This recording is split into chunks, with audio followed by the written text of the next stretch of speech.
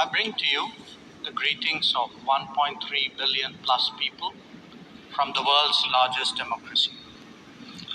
They join me in congratulating the President of the General Assembly, Ambassador Chaba Koroshi, on his election to chair the 77th session of the UN General Assembly.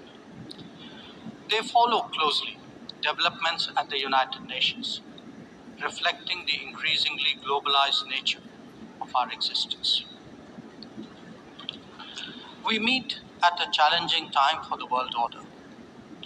This session's theme, a watershed moment, transformative solutions to interlocking challenges, seeks to capture its seriousness. Excellencies, the year 2022 is an important milestone in India's journey towards growth, development, and prosperity. India is celebrating 75 years of its independence, what we call Azadi Ka Amrit Mahotsav.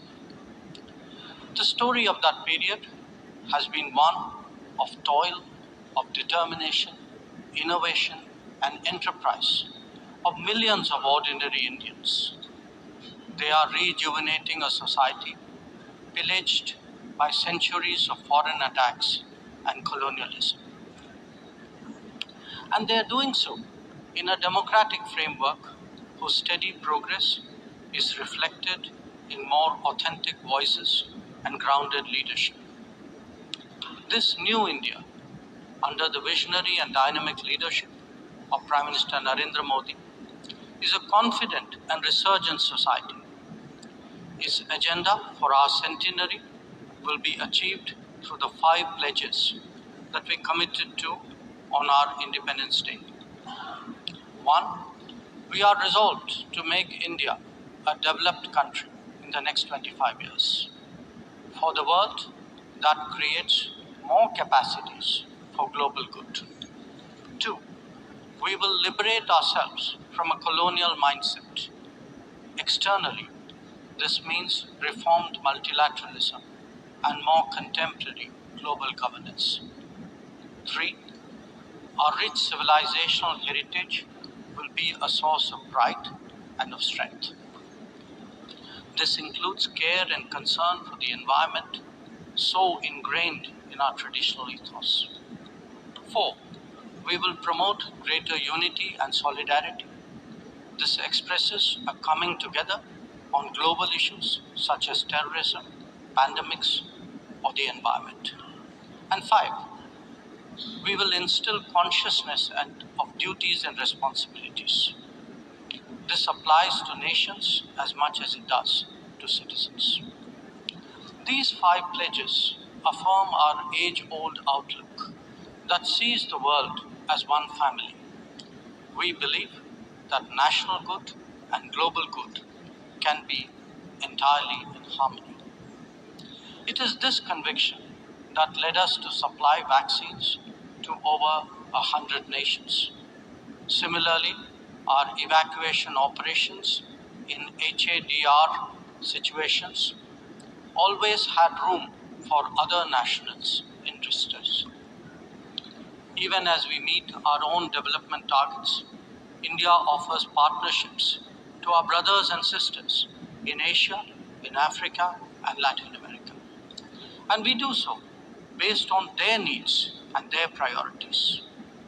Today, the focus is on green growth, better connectivity, digital delivery, and accessible health. Our solidarity is not just in words. You can see them in 700 projects across the world.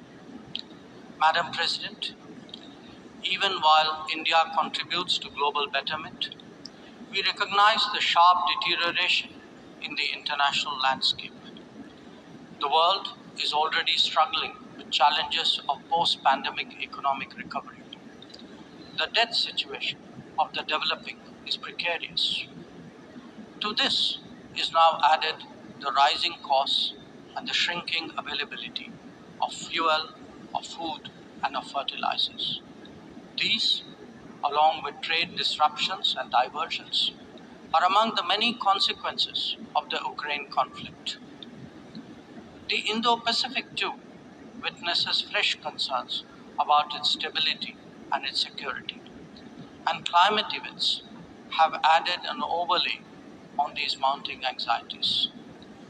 As we saw in the case of the COVID pandemic, the South will be the most impacted, even if the immediate causes are well beyond. It is imperative that global conversations recognize this deep unfairness. The inequity of vaccine distribution should not be replicated in other domains. Madam President, as the Ukraine conflict continues to rage, we are often asked, whose side are we on? And our answer, each time, is straight and honest. Each time, is straight and honest. India is on the side of peace and will remain firmly there. We are on the side that respects the UN Charter and its founding principles. We are on the side that calls for dialogue and diplomacy as the only way out. We are on the side of those struggling to make ends meet, even as they stare at the escalating costs of food, of fuel, and fertilizers.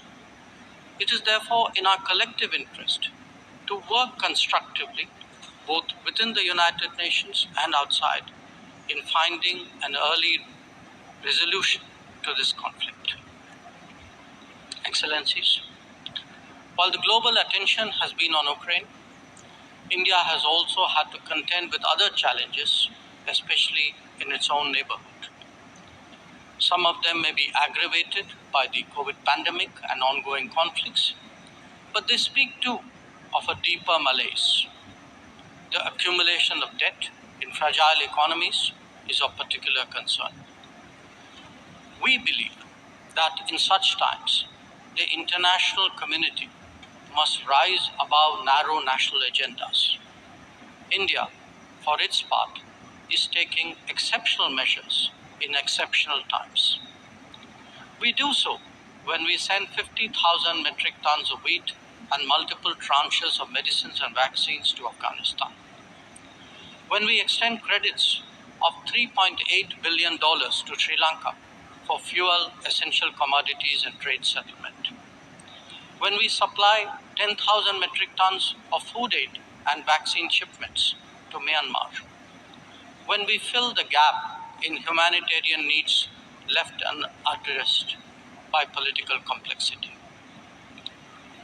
Whether it is disaster response or humanitarian assistance, India has stood strong, contributing particularly to those nearest to us.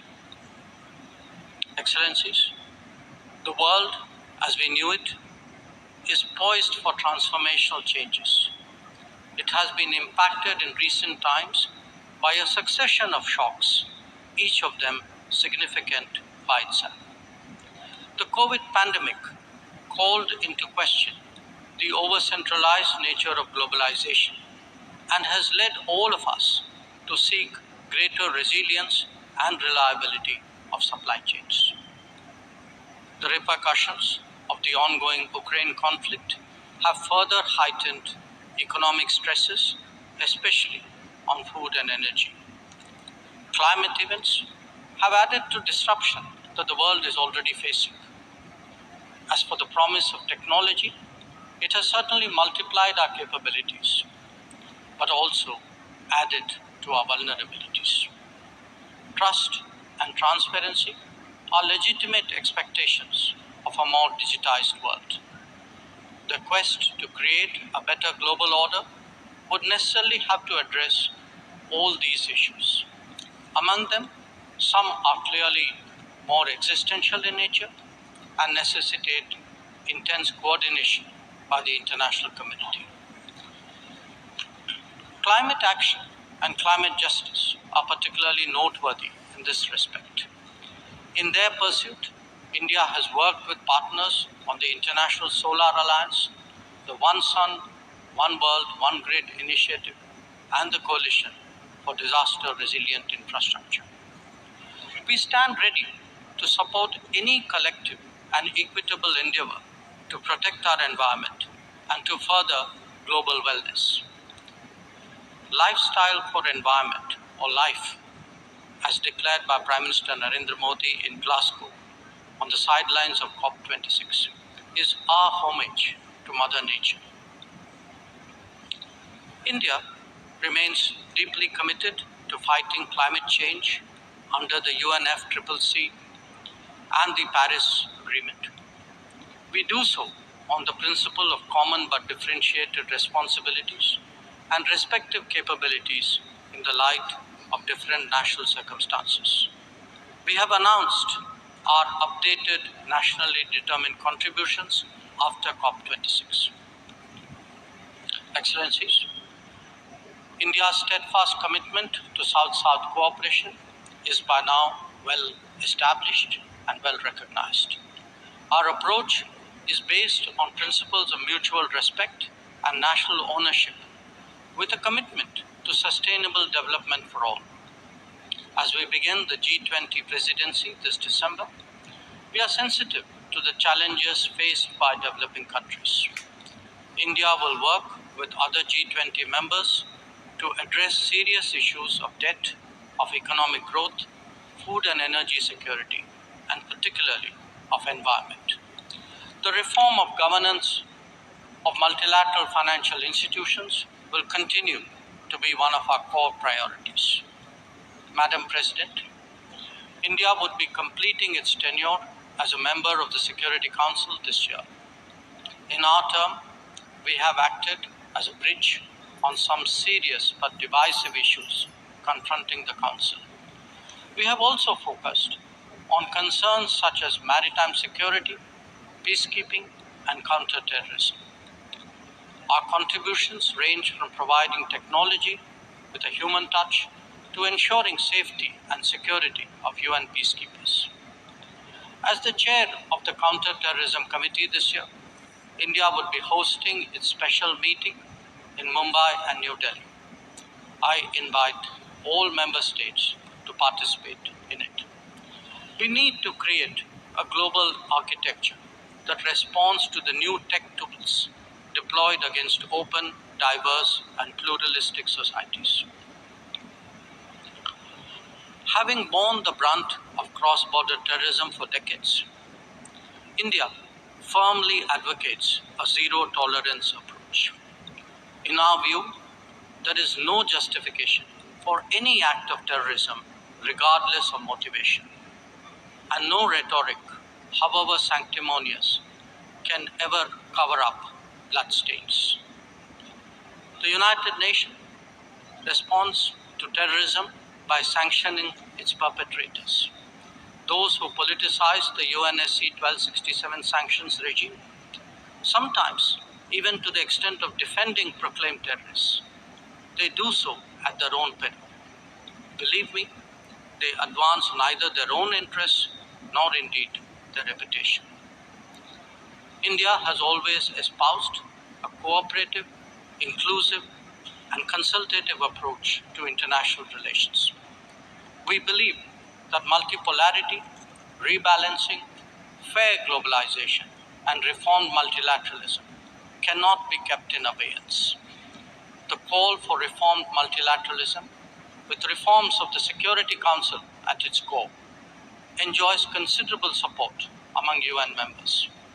It does so because of the widespread recognition that the current architecture is anachronistic and ineffective. It is also perceived as deeply unfair, denying entire continents and regions a voice in a forum that deliberates their future. India is prepared to take up greater responsibilities, but it